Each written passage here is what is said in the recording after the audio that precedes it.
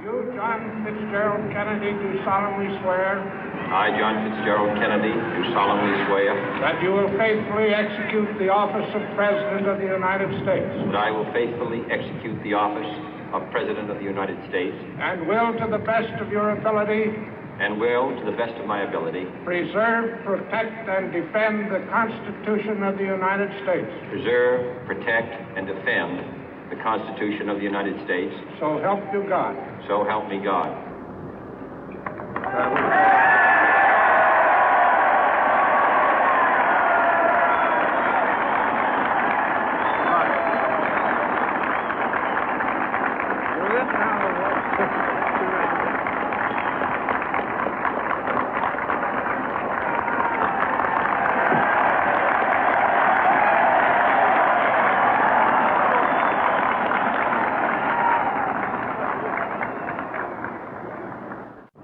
Vice President Johnson, Mr. Speaker, Mr. Chief Justice, President Eisenhower, Vice President Nixon, President Truman, Reverend clergy, fellow citizens.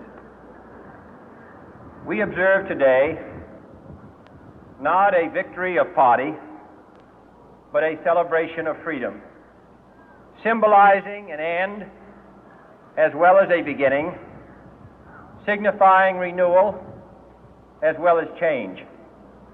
For I have sworn before you and Almighty God the same solemn oath our forebears prescribed nearly a century and 3/4 ago.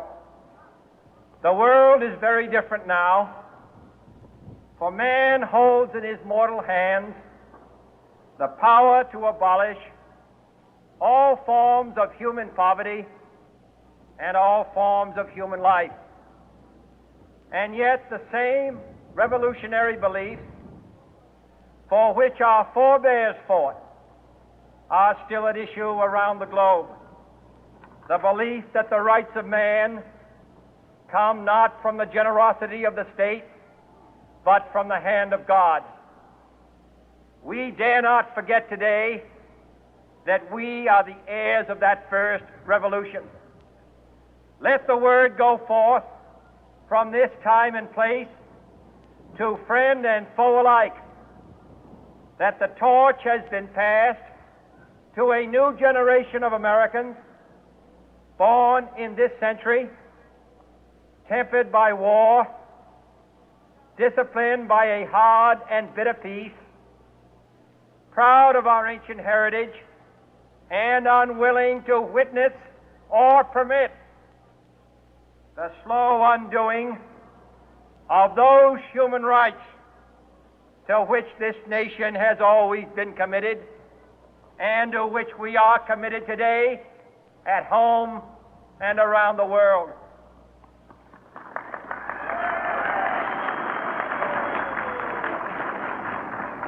Let every nation know, whether it wishes us well or ill, that we shall pay any price, bear any burden, meet any hardship, support any friend, oppose any foe to assure the survival and the success of liberty.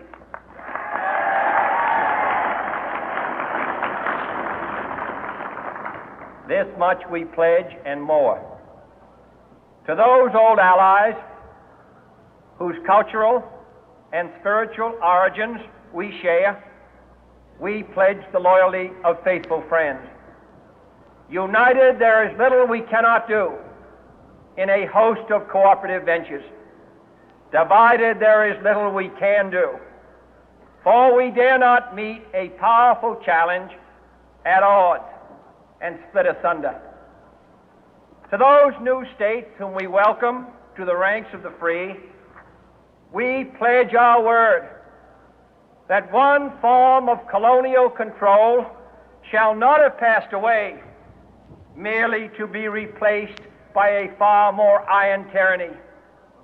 We shall not always expect to find them supporting our view, but we shall always hope to find them strongly supporting their own freedom, and to remember that in the past, those who foolishly sought power by riding the back of the tiger ended up inside.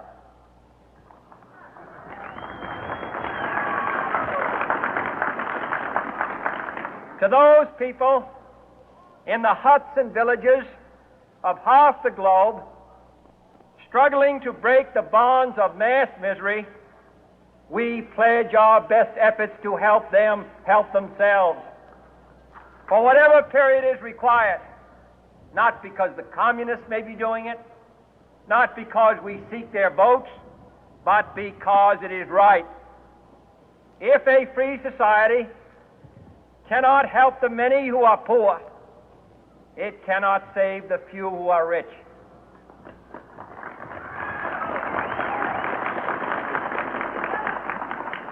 To our sister republics south of our border, we offer a special pledge to convert our good words into good deeds, in a new alliance for progress, to assist free men and free governments in casting off the chains of poverty.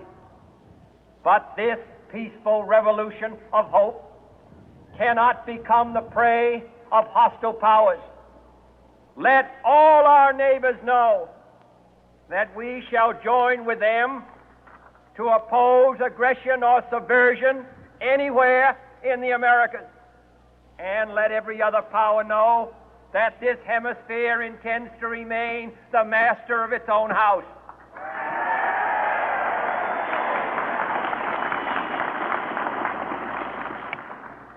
To that World Assembly of Sovereign States, the United Nations, our last best hope, in an age where the instruments of war have far outpaced the instruments of peace, we renew our pledge of support to prevent it from becoming merely a forum for invective, to strengthen its shield of the new and the weak, and to enlarge the area in which its writ may run.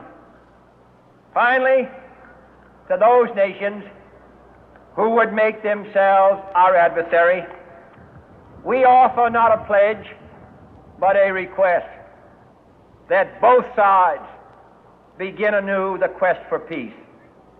Before the dark powers of destruction, unleashed by science, engulf all humanity in planned or accidental self-destruction, we dare not tempt them with weakness, for only when our arms are sufficient beyond doubt can we be certain beyond doubt that they will never be employed. But neither can two great and powerful groups of nations take comfort from our present course, both sides overburdened by the cost of modern weapons, both rightly alarmed by the steady spread of the deadly atom, yet both racing to alter that uncertain balance of terror that stays the hand of mankind's final war. So let us begin anew, remembering on both sides that civility is not a sign of weakness, and sincerity is always subject to proof. Let us never negotiate out of fear, but let us never fear to negotiate.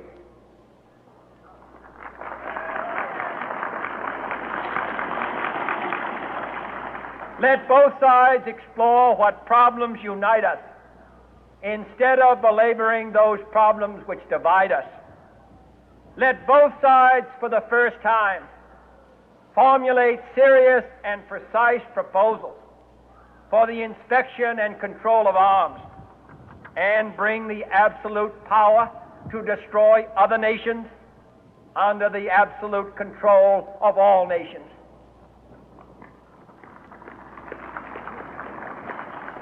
Let both sides seek to invoke the wonders of science instead of its terrors. Together let us explore the stars, conquer the deserts, eradicate disease, tap the ocean depth, and encourage the arts and commerce. Let both sides unite to heed in all corners of the earth the command of Isaiah to undo the heavy burden and let the oppressed go free. And if a beachhead of cooperation may push back the jungle of suspicion, let both sides join in creating a new endeavor, not a new balance of power, but a new world of law, where the strong are just and the weak secure and the peace preserved.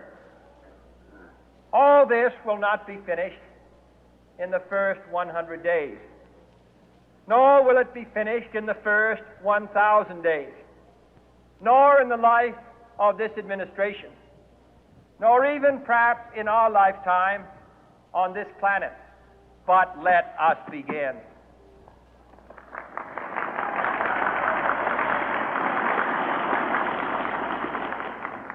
In your hands, my fellow citizens, more than mine, will rest the final success or failure of our course.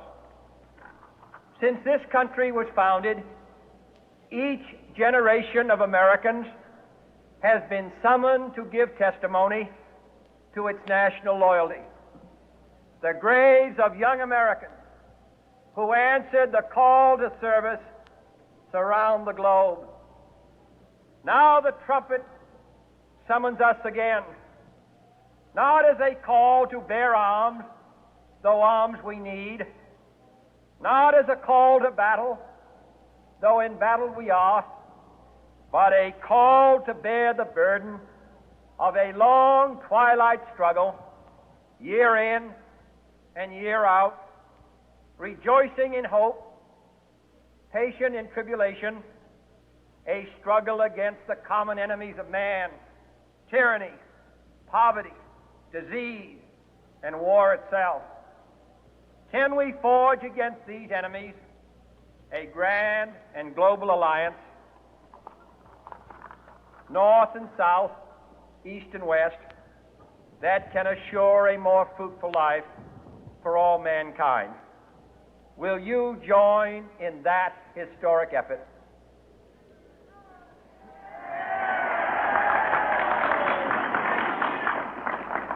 In the long history of the world, only a few generations have been granted the role of defending freedom